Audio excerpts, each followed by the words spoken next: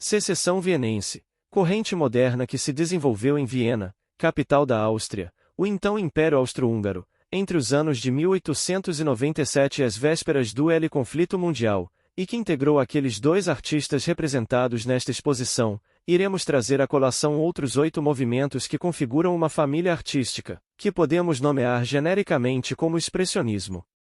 São movimentos artísticos dessa espécie de sensibilidade estética, a saber, o assimbolismo, o Jugendstil, as 3 secessões, a de Munique, de Viena e de Berlim, o afovismo a francês, e os movimentos propriamente expressionistas, Die Brücke, Der Blaue Reiter, Die Neue Sachlichkeit, traduzindo respectivamente, a ponte, o Cavaleiro Azul, e a nova objetividade, os 3 grandes movimentos de vanguarda da arte alemã das primeiras décadas do século XX. Depois, ainda, as posteriores sequelas expressionistas e a nova figuração expressionista do pós-guerra, que na década de 40, agrupa artistas como Francis Bacon, Lucian Freud ou Vladimir Velikovic, ou ainda na última década, os anos 80, os novos expressionismos agrupando segundo as tipologias nacionais, os Neuwilden, os anovos selvagens, a alemães, a transvanguarda italiana, o Dari-Dari, a figuração livre ou narrativa francesa, a bad painting inglesa, ou a arte plebeia espanhola. Gustav Klimt, de 1862 a 1918, foi uma considerável figura da modernidade europeia transcendendo o estrito protagonismo cultural do seu próprio país.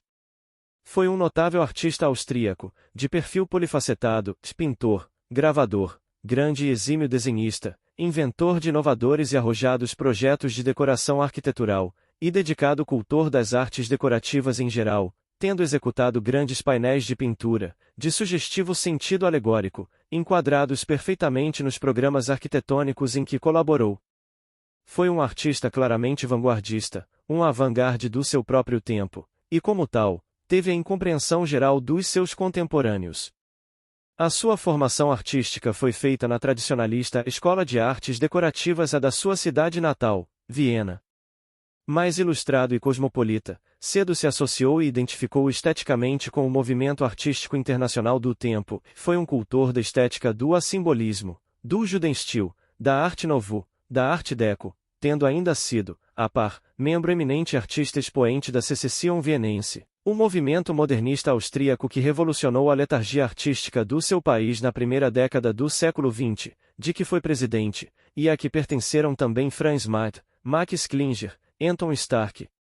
Colo Moser, Adolf Bohm, Maximilian Lenz, Ernest Stohr, Wilhelm List, Emil Orlik, Maximilian Kurzweil, Leopold Souba, Karl Moll, Rudolf Bacher, entre outros.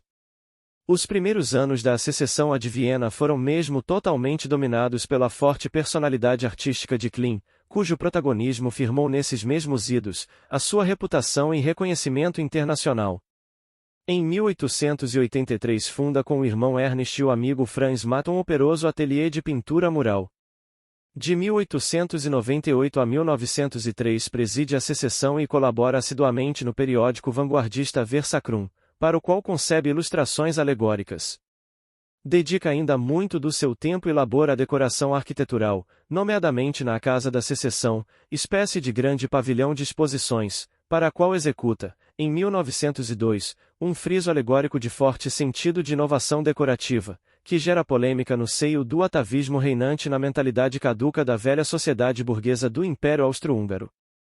Decora também as paredes do Palácio Stocklet, de Bruxelas, obra do arquiteto Joseph Hoffmann, mandado fazer como obra de arte completa, em que tudo estava em harmonia, incluindo decoração, mobiliário e acessórios, com total liberdade de criação e com orçamento ilimitado, pelo milionário Adolf Stocklet. Para este edifício concebe um grande friso que chama a Árvore da Vida.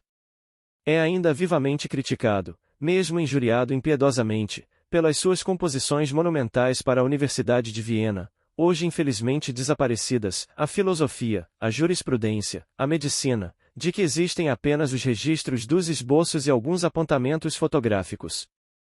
Foi, pela extrema inovação e liberdade criativa, abertamente antipuritana, do seu trabalho, considerado um artista obsceno, as suas obras classificadas como atentados ao decoro, o seu trabalho acusado de pornográfico, e a sua ação em geral condenada por perverter a juventude vienense. A sua luta tenaz contra o atavismo tradicionalista, a cegueira medíocre e a eterna estupidez dos censores, colocam-no na ilustre galeria dos inovadores de todos os tempos. Também Sócrates foi incomodado pela estupidez da censura, e no seu caso com consequências muito mais funestas, diremos mesmo fatais, ou, pela ação da cicuta, melhor diremos letais, a condenado à morte por corromper a juventude e destruir as tradições familiares, bem como pôr em causa costumes religiosos e usos políticos vigentes. Tais eram os termos do libelo condenatório dos cidadãos de Atenas.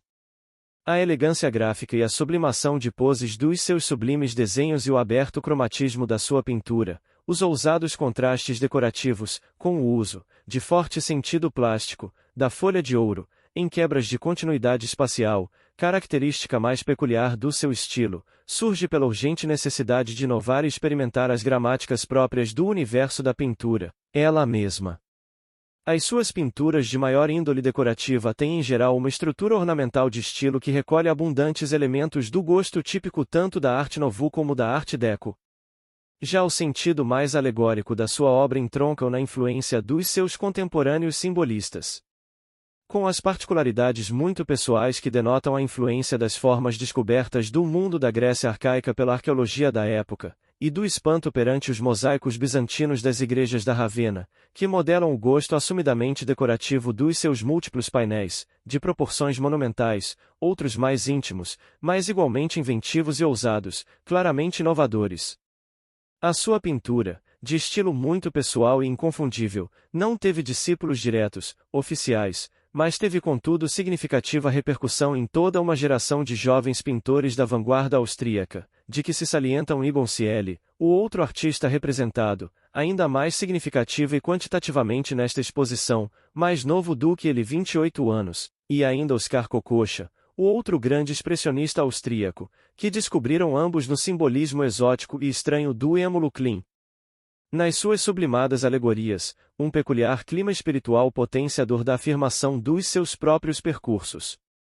Egon Schiele, de 1890 a 1918, artista de uma geração mais nova que Klein, formou justamente com aquele precursor, e com o seu condiscípulo e contemporâneo Oskar Kokoschka, a trindade artística dos maiores expoentes da primeira vanguarda expressionista austríaca dos primórdios do século XX.